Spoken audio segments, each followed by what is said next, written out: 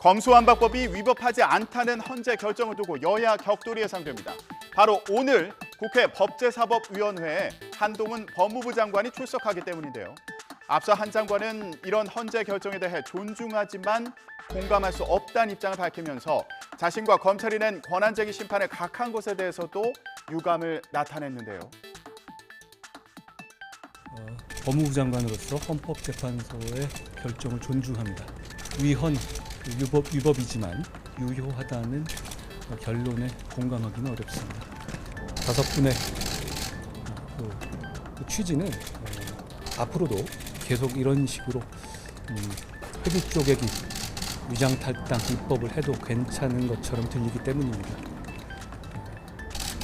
다섯 분의 재판관들 의견대로 검수완박법의 문제점에 대해서는 실질적인 판단을 하지 않고 각하한 점에 대해서 국민의 삶에 큰 영향을 미치는 헌법적인 질문에 대해서 실질적인 답을 듣지 못해 유감스럽게 생각합니다. 한 장관은 헌재 결정 이후 민주당 일부에서 자신에 대한 탄핵을 주장하는 것 두고도 당당히 응하겠다는 입장입니다. 오히려 민주당이야말로 잘못된 절차로 국민에게 피해를 주는 법을 만들었다고 맞섰습니다. 오늘 국회에서 어떤 공방을 벌일지 궁금한데요. 국민의힘은 헌법재판관들을 직접 겨냥했습니다. 이른바 민우국 카르텔의 반헌법 궤변이라고 목소리를 높였습니다. 진보 성향 단체에서 활동한 일부 재판관들이 정치적으로 편향됐다는 주장인데요. 조소호 기자가 전해드립니다.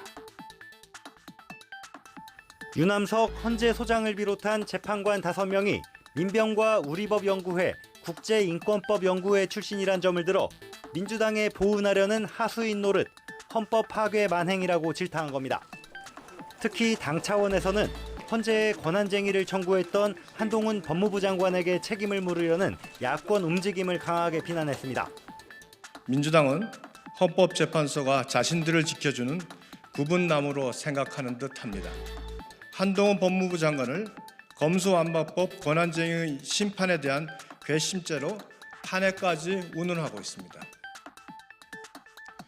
민주당은 탄핵안이 발의되면 당당히 응하겠다는 한동훈 장관을 향해서 언론 플레이 하지 말고 검찰의 수사권에 원상복구하는 이른바 검수원복 시행령이나 폐기하라고 주장했습니다.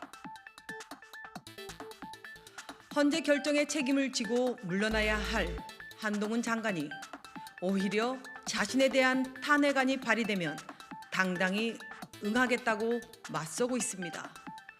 참으로 뻔뻔합니다. 지금 한동훈 장관이 해야 할 일은 헌재 결정 비난과 자신의 몸값을 올리기 위해 탄핵 운운하는 언론 플레이가 아닙니다. 앞서 법무부는 검수완박법 시행으로 검찰 직접 수사 범위가 부패, 경제, 2대 범죄로 축소되자 공직자 또 선거 범죄를 부패 범죄로 분류하는 시행령 개정을 통해서 수사 범위를 넓혔는데요. 이걸 되돌리라는 거죠.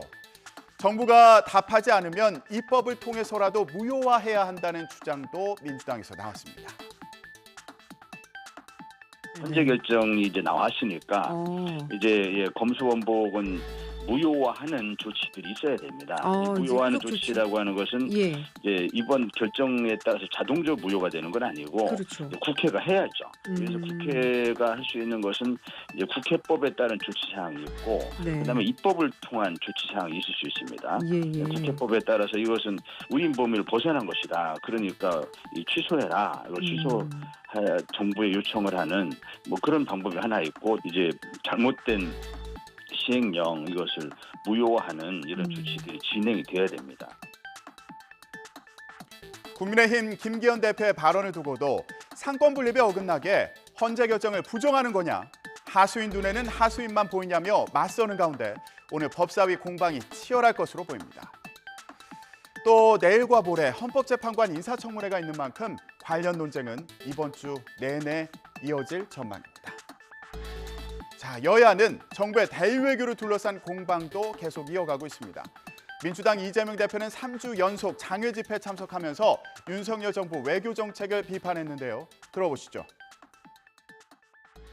일본에게 유익하기만 한 강제동원 해법이라고 내놓은 것이 대체 우리에게 어떤 이익을 줬습니까? 추가 청구서만 잔뜩 손에 들려주지 않았습니까? 국민의힘은 한일 관계 정상화가 시대가 요구하는 진정한 국익이라며 장외투쟁도 이재명 대표 방탄을 위한 거라고 주장했습니다. 들어보시죠. 사법의 심판 앞에서는 자신의 방탄을 위해 공당을 남용하고 있는 사익 추구 국가대표 아닙니까? 자, 이런 가운데 민주당은 내부적으로 갈등이 심해지는 상황인데요. 주말 사이 차기 원내대표 선거에 출사표를 던진 대표적인 비명계 이원욱 의원은 이른바 개딸들이 지역구 사무실과 집 앞에서도 집회를 한다며 비판했습니다. 사진도 악한 이미지로 조작했다면서 분노조차 아깝다고 일갈했는데요.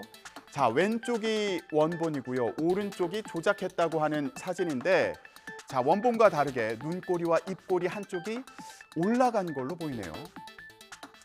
자, 이재명 대표는 조작된 이미지까지 동원한 내부 공격을 멈추라고 거듭 호소했습니다.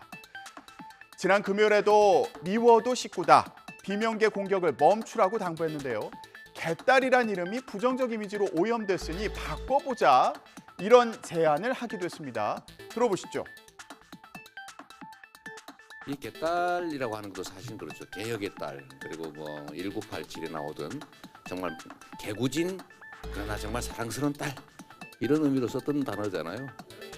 그래서 그 좋은 뜻으로 시작했는데 요즘은 혐오 단어로 슬슬 바꿔 가고 있는 중입니다.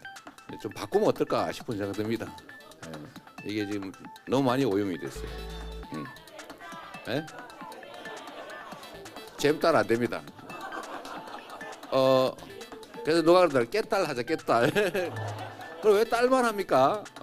이 남자들도 많은데. 그리고 딸 하면은 우리 엄마 뻘 되는 사람 어떡할 거예요? 하지만 이 대표의 잇따른 당부에도 강성 지지자들의 비명계를 향한 공세는 멈추지 않고 있는데, 국민의힘도 내부 공격을 자제해달라는 이 대표의 말은 보여주기에 가깝다고 평가했습니다. 정작 이재명 대표는 중재자 코스프레만 하고 있을 뿐입니다. 개딸들과의 결별은커녕 개딸들을 이용해 자신의 정치적 목적을 이루려는. 국회에서는 여야 합의 없이 야당 단독으로 통과된 양곡관리법 개정안도 뇌건인데요. 윤석열 대통령은 농민단체 입장을 듣고 거부권, 즉 제2요구권을 행사할지 최종 판단하겠다는 입장입니다. 대통령의 거부권 행사 가능성이 높아 보이는 가운데 여야 사이 긴장감은 더 높아질 것으로 보입니다.